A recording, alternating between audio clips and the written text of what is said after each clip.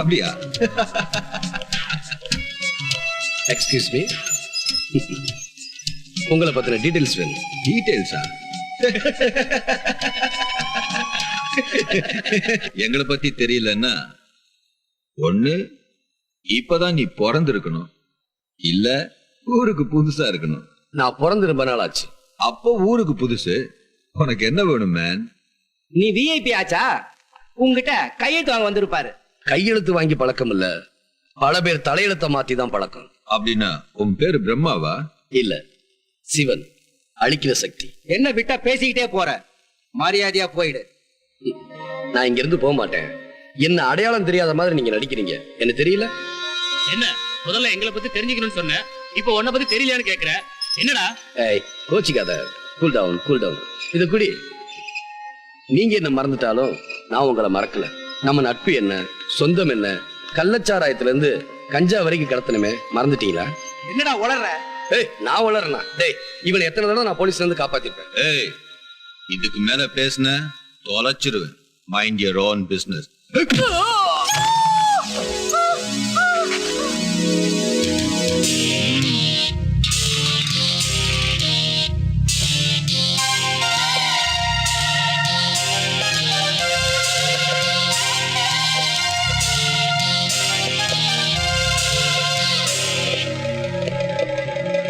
இதோட கதை முடிஞ்சிருச்சுன்னு நினைக்க வேண்டாம். இனிமேதான் ஆரம்பம்.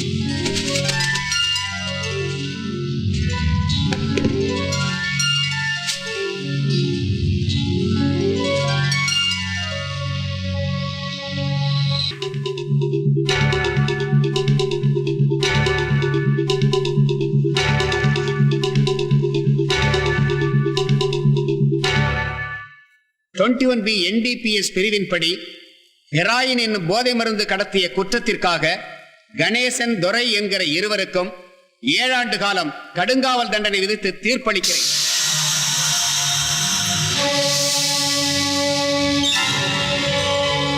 இவர்களை கைது செய்து சட்டத்தின் முன் நிறுத்திய அலெக்சாண்டரை பாராட்டும் அதே நேரத்தில் அவரை இந்த நீதிமன்றம் வன்மையாக கண்டிக்கிறது. பொதுமக்கள் பலரும் கூடும் விமான நிலையத்தில் அலெக்சாண்டர் இவர்களை தாக்கி கைது செய்திருக்கிறார். இதனால் பொதுமக்கள் பலரும் கலவரமடைந்திருக்கின்றனர். பொதுமக்களை காப்பாற்ற வேண்டிய ஒரு பொறுப்புள்ள அரசாங்க அதிகாரி இவர் என்பதை வருங்காலத்திலே நினைவில் கொண்டு அலெக்சாண்டர் செயல்பட வேண்டும் என்று இந்த நீதிமன்றம் கருதுகிறது. மேலும் ஹரி என்பவர் இந்த சமுதாயத்தில் பெரும் அந்தஸ்தில் இருப்பவர். போதை மருந்து கடத்தியவர்கள் அவருடன் பேசிக் கொண்டிருந்தார்கள் என்ற ஒரே காரணத்தை மட்டும் வைத்து அவரை கைது செய்திருக்கிறார். அவர் மீது கூறிய குற்றச்சாட்டை நிரூபணம் செய்ய வேறு எந்த சாட்சியமும் இல்லை. தீர விசாரணை செய்யாமல் எவரையும் கைது செய்யக்கூடாது என்று அலெக்சாண்டரை இந்த நீதிமன்றம் எச்சரிக்கை செய்கிறது. ஹரி என்பவர் மீது சாட்டப்பட்ட குற்றம் நிரூபிக்கப்படாத காரணத்தால் அவரை விடுதலை செய்து தீர்ப்பளிக்கிறேன்.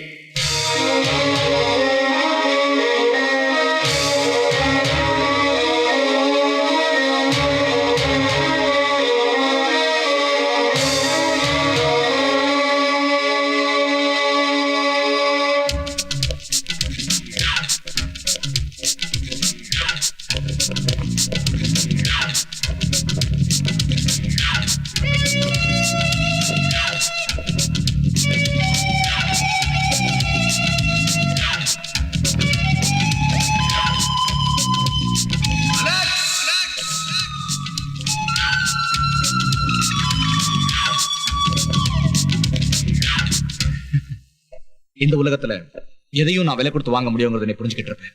நீ செய்யறதுக்கெல்லாம் ஒரு நாள் விலை கொடுத்து தான் ஆகணுங்கிறத நீ புரிஞ்சுக்குவ. ஆமா, சட்டம் தன் கடமையை செய்யும்னு சொன்னியே, என்னாச்சு பாத்தியா?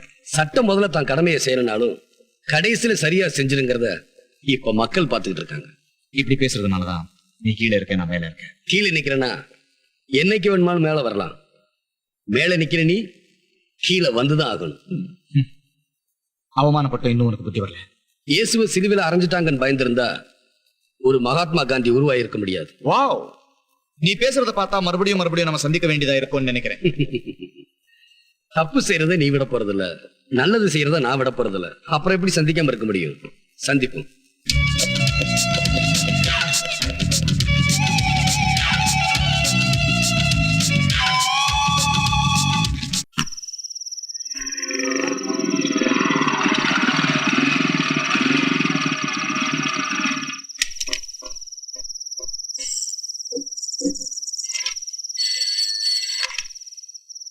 ஹலோ, நாளைக்கு சிங்கப்பூர் போற ஃபிளைட்ல கோடிக்கணக்கான ரூபாய் மதிப்புள்ள பொருளை கடத்த போறாங்க. இந்த கடத்தல நடத்த போறது அசோக் பிரதர்ஸ்.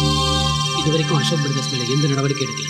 இப்போவாவது எடுப்பீங்கன்னு நம்புறேன். Hello hello, commissioner Soundarapandian here.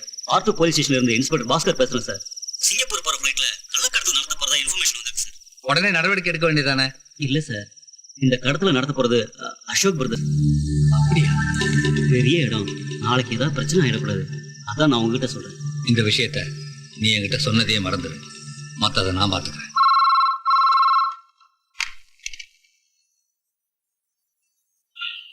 Hello ராஜசேகரிய. Singapore போற ஃபிளைட்ல ஸ்மக்லிங் நடத்த போறதா டிசைட் பண்ணிருக்காங்க. நீங்க யாரு? நான் யாருங்கிறது முக்கியம் இல்ல, நான் சொல்ல போற விஷயம் தான் முக்கியம். இந்த ஸ்மக்லிங் நடத்த போறது அசோக் பிரதர்ஸ். போலீஸ்ல சொன்னா அசோக் பிரதர்ஸ் மேல நடவடிக்கை எடுக்க பயப்படுவாங்க. அதனாலதான் சிபிஐக்கு இன்ஃபார்ம் பண்றேன். கவலைப்படாதீங்க, யாரா இருந்தாலும் சரி, சிபிஐ தன் கடமையை செய்யும். Hello mister Alexander, CBI. சௌக்கியமா இருக்கீங்களா? நான் அசோக் பேசுறேன். உங்ககிட்ட இருந்து போன் வரும்னு நான் எதிர்பார்த்தேன். என் கிட்ட இருந்து வேற என்ன எதிர்பார்க்கறீங்க? நீங்க எதை கேட்டாலும் நான் செய்ய தயாரா இருக்கேன். செஞ்ச தப்பையெல்லாம் ஒத்துக்கிட்டு பேசாம சரணடைஞ்சிருங்க. அலெக்ஸ், நீ யார்கிட்ட பேசுறேன்னு தெரியாம பேசுற. அதான் முதலே அசோக் பேசுறேன்னு சொன்னியே. என்ன பத்தி உனக்கு தெரியாது. உன்ன மாதிரி ஒரு ஆளை என்ன மாதிரி ஒரு சிபிஐ ஆபீசருக்கு எப்படி தெரியாம இருக்க முடியும்? எந்த விஷயமா இருந்தாலும் முதல்ல அன்பா சொல்லி பார்ப்பேன். நமக்கு அதெல்லாம் தெரியாது. எடுத்த உடனே அடி உததான். சரி, என் தம்பி விஷயத்துல என்ன முடிவு எடுக்க போறேன்? கோர்ட் முடிவு பண்ணும். பெரிய கோர்ட் சட்டத்தை உண்டாக்குறத எங்க எம்பிங்க தான். தப்பு செஞ்ச எத்தனையோ எம்எல்ஏ, எம்பி, மந்திரிங்களை எங்க ஆபீசருங்க உள்ள தள்ளி இருக்காங்க. முடிவா என்ன சொல்ற? சட்டம் தன்னோட கடமையை செய்யும். ஓகே ஓகே, நான் சொல்றத நீ கேட்க மாட்டேன். ஆனா நான் நினைக்கிறது தான் ஜட்ஜோட தீர்ப்பா இருக்கும்.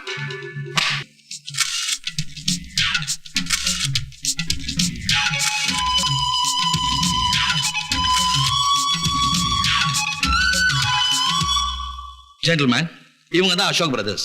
இந்தியாவில் இருக்க பவர் புரோக்கருங்கள முக்கியமானவங்க. பணம் இருக்கிறதுனால அரசியல் செல்வாக்கு இருக்கு. இவங்க பார்வைப்பட்டா போதும் மந்திரி ஆயிடலான்னு பல எம்பிங்க காத்துட்டு இருக்காங்க. தவறான வழியில தான் இவ்வளவு பணத்தையும் சேர்த்திருக்காங்கன்னு நம்ம டிபார்ட்மெண்ட்டுக்கு நல்லா தெரியும். ஆனா இது வரைக்கும் இவங்களை அரெஸ்ட் பண்றதுக்கு நமக்கு எந்த எவிடன்ஸும் கிடைக்கல. ஆனா இப்போ ஒரு சந்தர்ப்பம் கிடைச்சிருக்கு. இன்டர்நேஷனல் ஏர்போர்ட்ல இருந்து பல கோடி ரூபாய் பெருமானம் உள்ள பொருளை கடத்த போறதா மெசேஜ் வந்திருக்கு. உடனே ஆக்ஷன் எடுக்க வேண்டியதானே? அது அவ்வளவு சுலபம் இல்ல. அசோக் பிரதர்ஸ் அரெஸ்ட் பண்ணணும்னா நேர்மை, துணிச்சல், புத்திசாலித்தனம் இதெல்லாம் சேர்ந்த ஒருத்தர் தேவை. அப்ப யார் அனுப்பலாம்னு நினைக்கிறீங்க? Who else? The one and only Alexander.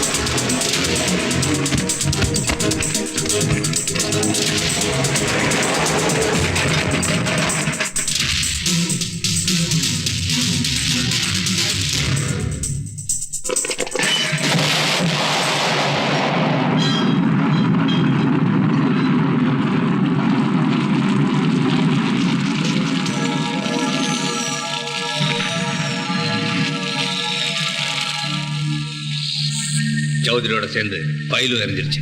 வாடா போலாம்.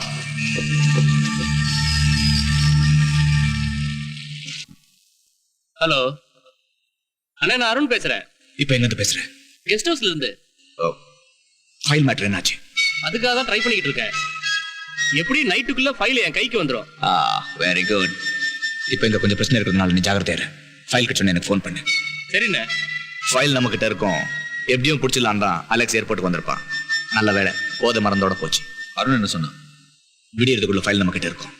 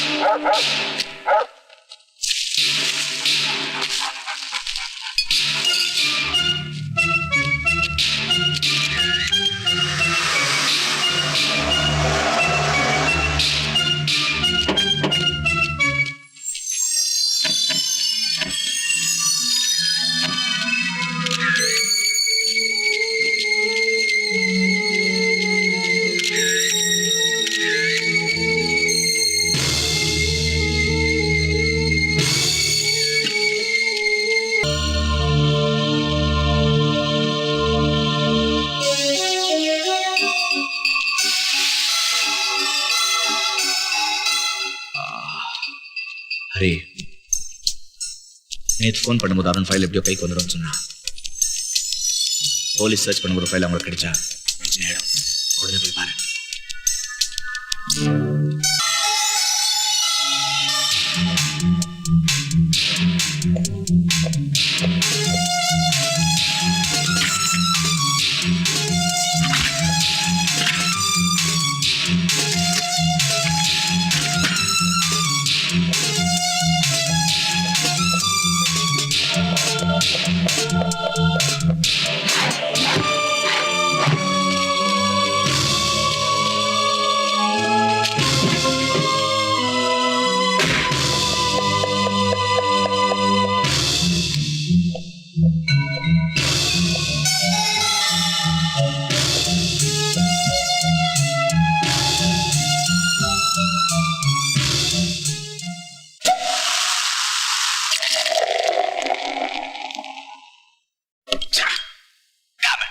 சொல்லு என்ன பண்ண? நோ நோ, எந்த பிரச்சனை இருந்தாலும் நமக்குள்ள ஆறுதல் சொல்லிக்கணும்.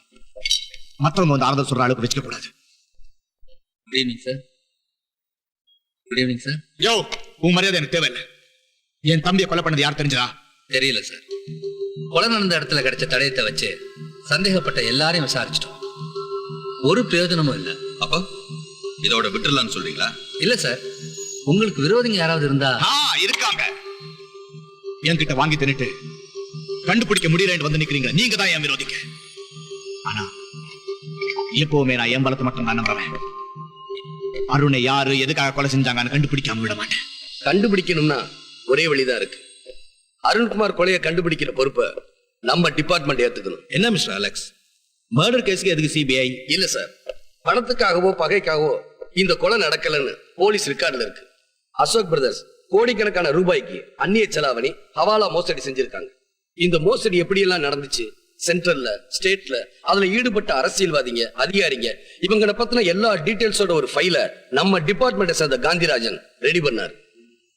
ஃபைல ஒப்படைக்க போற நேரத்துல காந்திராஜன் இறந்துட்டாரு.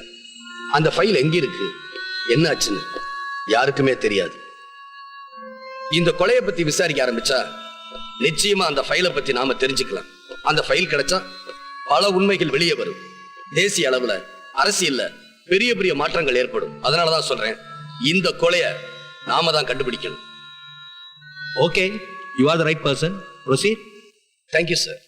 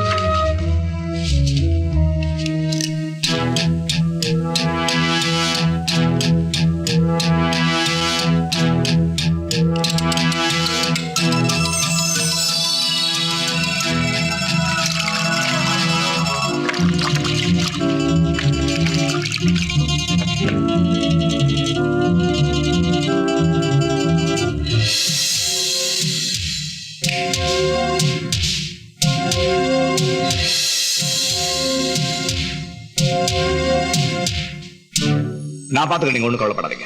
தம்பி கொலையை பத்தி போலீஸால கண்டுபிடிக்க முடியாததுனால சிபிஐ டேக் ஓவர் பண்ணிருக்கு. அந்த பொறுப்பை ஏத்துக்கிட்டு இருக்கிறது வேற யாரும் இல்லை, அலெக்ஸ் சேண்டர். நானும் கேள்விப்பட்டேன். நம்ம நல்லதுக்காக அவன் இந்த பொறுப்பை ஏத்துக்கிட்டு இருக்கான்னு நீ நினைச்சா அது முட்டாள்தனம். நமக்கு எந்த பிரச்சனையும் வராம இருக்கணும்னா அவன் எந்த அக்கறையோட இந்த கேஸை விசாரிக்கிறானோ அதே அக்கறையோட நம்ம அவனை ஃபாலோ பண்ணணும்.